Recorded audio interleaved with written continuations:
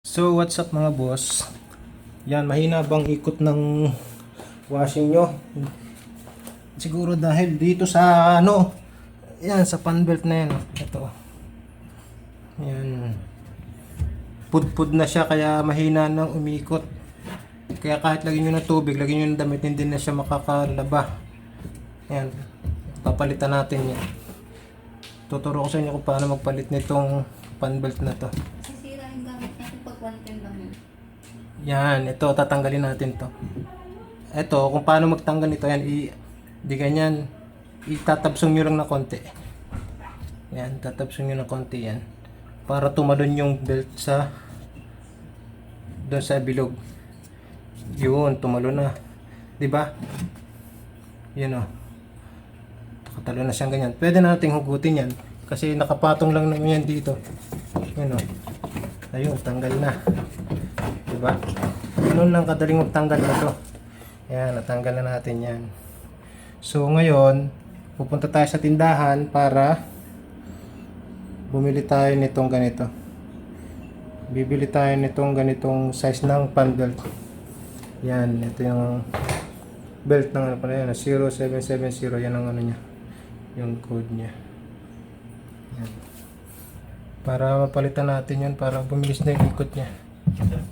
Yan. Yan, para mapalitan natin yan. So yung mga balikan ko kayo mga boss. Bibili muna tayo nito. Bibili muna tayo nito, tapos balikan ko kayo. So yun mga boss, ito yung nabili natin, 15 real. Tingnan nyo naman ang pagkakaiba ng bag. Itong bago nabili ko dito sa isa na papalitan natin na sobrang nipis na. Kaya siguro ang hina ang umikot nitong washing namin. Kasi sobrang nang liit. Hindi na niya maiikot yung yung machine nito, yung hélice niya. Yan, papalit natin ito. Parang ganun ulit ang pagpapalit natin. Yan, susuot na natin dito. Yan. Tapos unahin natin munang ilagay dito sa maliit. Yan. Yun, shoot na.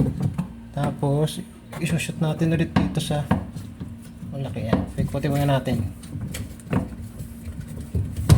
Yun. Ganun lang kadali di ba? Bago na ulit siya. Yan mandikit na ulit. Yan, susubukan natin kung malakas na siyang umikot ngayon. Buwan na natin muna yung mga kasaksak. Yan, dito natin sasaksak sa 220. Yan, 220 na yan. Tingnan natin kung malakas na. Malakas na siyang umikot ngayon, kasi dati ang hina-hina niya umikot. Ngayon malakas na siya umikot. Ayan.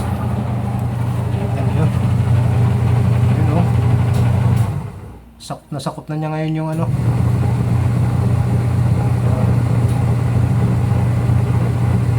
ganun lang magpalit